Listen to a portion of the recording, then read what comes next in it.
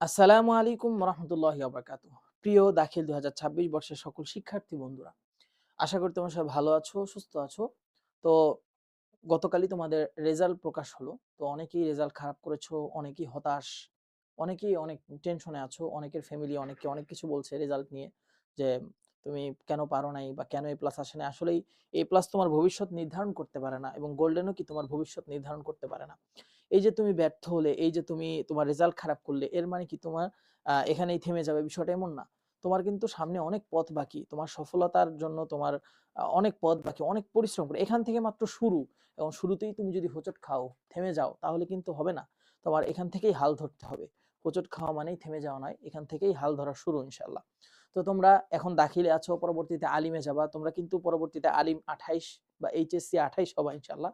তো তোমাদের কোন বিষয়গুলোতে ফোকাস দিতে হবে, কোন বিষয়গুলো তোমাদের জন্য খুবই জরুরি, কোন কোন বিষয় তোমরা ভালোভাবে পড়বা, তারপরে তোমাদের টাইমটা কিভাবে মেনটেন করবা, এই বিষয় নিয়ে কিন্তু আমি তোমাদের প্রতিনিয়ত গাইডলাইন ভিডিও এবং তোমাদের পড়াশোনার বিষয়ে কোন কোন বিষয়গুলোতে ফোকাস দিতে হবে, অ্যাডমিশন পরবর্তী তোমাদের জীবনে অ্যাডমিশনের একটা অংশ আসবে, অর্থাৎ এইচএসসির পরে কিন্তু তোমাদের অ্যাডমিশন টেস্ট, তারপরে তোমাদের এইভাবে কিন্তু ধারাবাহিকভাবে তোমরা পরবর্তী দিকগুলো ঠিক করবা।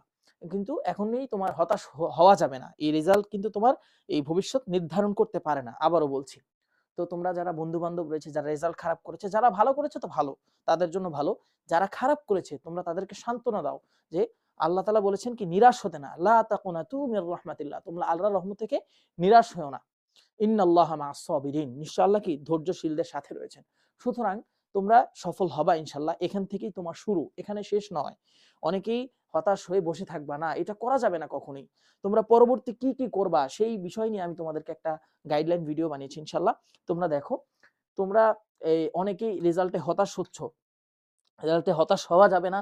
এখানে ইতিবাচক মনোভাব রাখতে হবে। এখানে নেগেটিভিটি দূর করতে হবে। তোমাকে সমাজ নেগেটিভিটি দিয়ে ভরিয়ে রাখবে। কিন্তু তুমি সেখান থেকে সাইড হয়ে তুমি তোমার নিজের ডিসিশন গুলো নিবা। তোমার লক্ষ্য তুমি নির্ধারণ করবা। তোমার পরিবার তোমার লক্ষ্য নির্ধারণ করবে না। তুমি তোমার লক্ষ্য নির্ধারণ করবা। তোমার কাছে যে জিনিসটা ভালো লাগে তুমি সেটা করবা। তোমার যে জিনিসটা পড়তে ভালো লাগে তুমি সেটা করবা। বিষয়টা হলো এরকম। কিন্তু এখন হচ্ছে সমাজ আমাদেরকে নির্ধারণ করে দেয় আমরা ভবিষ্যতে কি হব। সেইটা হওয়া যাবে না ইনশাআল্লাহ।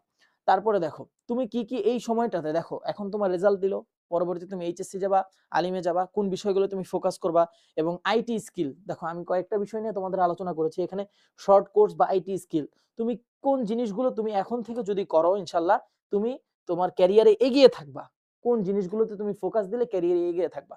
দেখো এই কম্পিউটার এবং আইসিটি বেসিক্স যেটা রয়েছে, অর্থাৎ এমএস ওয়ার্ড, এক্সেল এর যে প্রো, এই বিষয়গুলো তুমি যদি ভালো করে আয়ত্ত করো, তারপরে তোমার গ্রাফিক্স ডিজাইন রয়েছে, এই যে ফটোশপ, ইলাস্ট্রেটর, এগুলো যদি তুমি এখন থেকেই দাখিলের পরবর্তী সময়ে যে সময়টা তোমার মানে তোমার রেস্টে রয়েছো, অর্থাৎ আলিমের তো এখনই তোমার ভর্তি শুরু না, এখনই তোমার এইচএসসিরও এখনই ভর্তি শুরু না, তোমার আরো কিছুদিন পরে হয়তো ভর্তি হবা আর কি। তো এই সময়টাতে এই ২ মাস বা ১ মাস যে সময় পাবা, এই সময়টাতে তুমি কম্পিউটারের বেসিকটা একটু ক্লিয়ার করো, অথবা গ্রাফিক ডিজাইন একটু সময় দাও, ফটোশপ, ইলাস্ট্রেটর একটু সময় দাও। তারপরে হচ্ছে তোমার ডিজিটাল মার্কেটিং আছে, এসইও আছে, এগুলোতে সময় দাও। এগুলো কিন্তু তোমার একটা স্কিল। এই স্কিলটা তুমি যদি তুমি এখনই অর্জন করতে পারো বা এখন থেকে একটু, একটু করে তুমি অনার্স পর্যন্ত গিয়ে যদি তুমি অর্জন করতে পারো, এইটা কিন্তু তোমার একটা ভ্যালু হবে। তোমার সিভির মধ্যে এক্সট্রা কারিকুলাম অ্যাক্টিভিটিস হিসেবে এটা কিন্তু এড হবে। তো এটা তোমার জব মার্কেটে, তোমার ভবিষ্যতে অনেক কাজে আসবে। তারপরে দেখো এই যে ভাষা দক্ষতা, এটা কিন্তু খুবই গুরুত্বপূর্ণ। এই স্পোকেন ইংলিশ, আরবি ভাষা, তোমরা যেহেতু মাদ্রাসায় পড়তেছো, অনেকে হয়তো গ্রামারে অনেক দুর্বল, নাহু সরফে অনেক দুর্বল। তো তোমরা নাহু সরফের দিকে একটু ফোকাস দাও এবং তোমাদের কোন, কোন বিষয়ে ক্লাস লাগবে সেটাও কিন্তু আমি তোমাদেরকে ইনশাআল্লাহ এখন থেকে ডিরেকশন দিব। তোমরা আলিমে গিয়ে কি, কি তোমাদের ফেস করতে হবে, কোন কোন বিষয় তোমাদের জন্য গুরুত্বপূর্ণ, আরবি ভাষার, আরবি গ্রামারের, নাহু সরফের, তারপর ইংলিশের তোমার কোন কোন বিষয়টা গুরুত্বপূর্ণ। তোমরা সামনে অ্যাডমিশন টেস্ট দিবা, ইংলিশের যে বেসিকটা আছে এখন থেকে তোমাদের কিন্তু বেসিকটা ক্লিয়ার করতে হবে। সুতরাং সময় নষ্ট করা যাবে না, অযথা সোশ্যাল মিডিয়াতে সময় কাটানো যাবে না, তোমার কম্পিউটারের সামনে শুধু শুধু বসে থাকা যাবে না। সেখানে তোমার স্কিল শিখতে হবে, নতুন নতুন জ্ঞান অর্জন করতে হবে।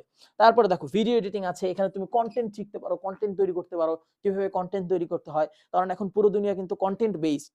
সুতরাং তোমার ওগুলো শিখতে পারো, মার্কেটিং শিখতে পারো, প্রোগ্রামিং, ওয়েব ডিজাইন আছে। তো এগুলোতে ফোকাস করবা। এখন হতাশ হয়ে বসে থাকার সময় না। এখন তোমাকে তোমার নিজেকে এগিয়ে নিয়ে যাওয়ার সময়। বুঝতে পারছো আশা করি। সুতরাং একটা রেজাল্ট, একটা জিপিএ, একটা গোল্ডেন কখনোই তোমার ফিউচারকে কি করতে পারে না? তোমার ফিউচারকে আ আ কি করতে পারে না? ফিক্সড করতে পারে না। তোমার সফলতাকে ফিক্সড করতে পারে না। তুমি এ প্লাস পেয়েছো তার মানেই তুমি সফল না। তুমি এ প্লাস পাওনি তার মানে তুমি সফল না, এটাও না। জীবনে মানুষ অনেক কিছু করছে, এ প্লাস না পেয়ে, গোল্ডেন না পেয়ে অনেকে এগিয়ে যাচ্ছে। তুমি ঢাকা ভার্সিটিতে পড়বা, সামনে এইচএসসি অ্যাডমিশন দিবা, তারপরে হচ্ছে আল আজহারে যাবা, বাহিরে সৌদি আরবে যাবা, বিভিন্ন ইউনিভার্সিটি তুমি পড়াশোনা করবা।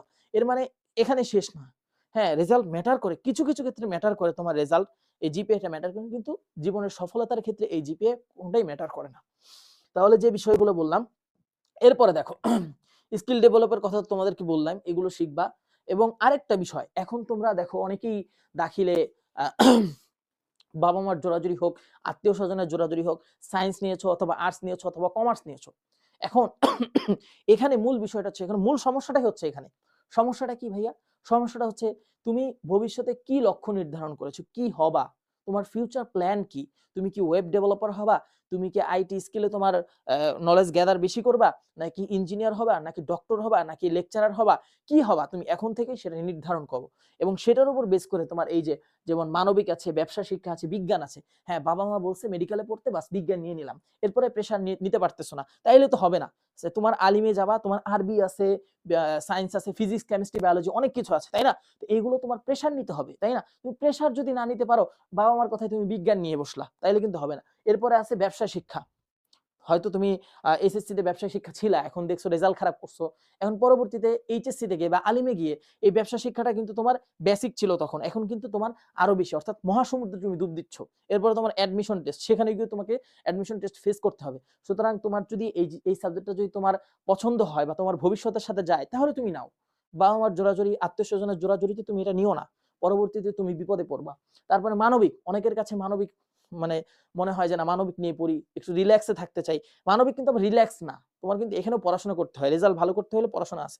কিন্তু তোমার সায়েন্স এবং কমার্সের থেকে একটু আর কি কম পড়াশোনা করতে হয় মানবিকে, সায়েন্সে একটু বেশি, কারণ মেডিকেল, বুয়েট, তোমার যদি স্বপ্ন থাকে বুয়েটে পড়বা, তাহলে তুমি সায়েন্স নাও, অবভিয়াসলি তুমি সায়েন্স নিবা। ইঞ্জিনিয়ার হতে হলে অবশ্যই তোমার সায়েন্স নিতে হবে। বিজনেসম্যান হবে, হ্যাঁ তুমি ব্যবসা শিক্ষা নাও, কারণ এখানে বিজনেসের অনেক থিওরি, আইডিয়া, অনেক কিছু দেয়া আছে। তো তোমার গোলটা সেট করো, লক্ষ্যটা নির্ধারণ করো। হুট করেই সায়েন্স, আর্টস, কমার্স, ভাইয়া আমার বাবা মা তো বলছে সায়েন্স নিতে, আমি নিছি, কিন্তু এখন প্রেশার নিতে পারতেছি না, না এরকম করলে হবে না। এবং তোমরা যে বিষয়ই নাও না কেন, ইনশাল্লাহ এখন থেকে তোমাদের আমার এই চ্যানেলে সায়েন্সের যে কোনো বিষয়, অর্থাৎ ফিজিক্স, কেমিস্ট্রি, বায়োলজির ক্লাস আসবে ইনশাল্লাহ। ব্যবসা শিক্ষার যে ক্লাসগুলো ইনশাল্লাহ, আলিমের তোমাদের যে ব্যবসা শিক্ষার যে ক্লাসগুলো, সেগুলো পাবা ইনশাল্লাহ। এবং মানবিকের যে ইংলিশ, বাংলা সবকিছুই ক্লাস পাবা ইনশাল্লাহ। তো তোমরা যারা এখনো যারা আমাদের সাথে এঙ্গেজ না, এখনো জয়েন করোনি, বা যারা এখন ভিডিওটা অনেকে নতুন দেখতেছো, অনেকে হয়তো আমাদের প্ল্যাটফর্মের সাথে পরিচিত না, তো তোমরা আমি ভিডিওর শেষে তোমাদের ডেসক্রিপশন বক্সে আর কি তোমাদের যে লিঙ্কটা, আমাদের পেজের গ্রুপের লিঙ্কটা, সেটা দিয়ে দিব ইনশাল্লাহ, সেখান থেকে তোমরা জয়েন করবা। এবং পরবর্তী যে গাইডলাইন, দিক নির্দেশনা, ক্লাস সবকিছুই ইনশাল্লাহ ওই গ্রুপে পাবা, এবং এই চ্যানেলটা সাবস্ক্রাইব করে দিবা। আচ্ছা, এইখানে দেখো, এখানে তো তোমার বললাম অ্যাডমিশন জার্নিতে গিয়ে তোমাদের যে বিষয়গুলো বেশি ফোকাস করতে হবে, সেগুলো হচ্ছে জিকে, ইংলিশ, বাংলা, আইসিটি, এগুলো। আইসিটি কিন্তু তোমাদের আলিমে বড় একটা বিষয়, এটা নিয়ে তোমাদের অনেক হ্যাসেলে পোহাতে হয়। তো তোমরা যারা সায়েন্স, আর্টস, কমার্স যেখান থেকেই পড়ো না কেন, আইসিটি কিন্তু সবার আছে। সুতরাং বি কেয়ারফুল, আইসিটি নিয়ে তোমরা এখন থেকে একটু বেসিকটা ধারণা রাখো, পরবর্তীতে যাতে তোমার হ্যাসেলে পোহাইতে না হয়। আর অ্যাডমিশনে তোমাদের যেটা লাগবে, বাংলা, ইংরেজি, এটা কিন্তু তোমার মাস্ট। তুমি সায়েন্সে, আর্টসে আর কমার্সে যেখানে যাও, বাংলা, ইংরেজি খুবই মাস্ট। সুতরাং বাংলা এবং ইংরেজি যে বেসিকটা, সেটা এখনই তুমি শুরু করে দাও। এই যে সময়টা আছে, এই সময়টা তুমি এটা ক্লিয়ার করে ফেলো। তো ভবিষ্যতে তোমার যে লক্ষ্যটা, সেটা তুমি সেট করো, কারণ তোমার লক্ষ্যের উপর বেস করেই তোমার পড়াশোনা, লক্ষ্যের উপর বেস করেই তোমার সবকিছু, তাই না? তো তোমরা সময় নষ্ট করো না, মন খারাপ করে বসে থাকো না, তোমরা সবাই তোমার ভবিষ্যৎ লক্ষ্যের জন্য এগিয়ে যাও, সবাই পরিশ্রম শুরু করে দাও। তো সবাই ভালো থাকো, সুস্থ থাকো, সবার জন্য ভাইয়ার দোয়া রইল ইনশাল্লাহ। ঠিক আছে, আসসালামু আলাইকুম ওয়া রাহমাতুল্লাহি ওয়া বারাকাতুহু।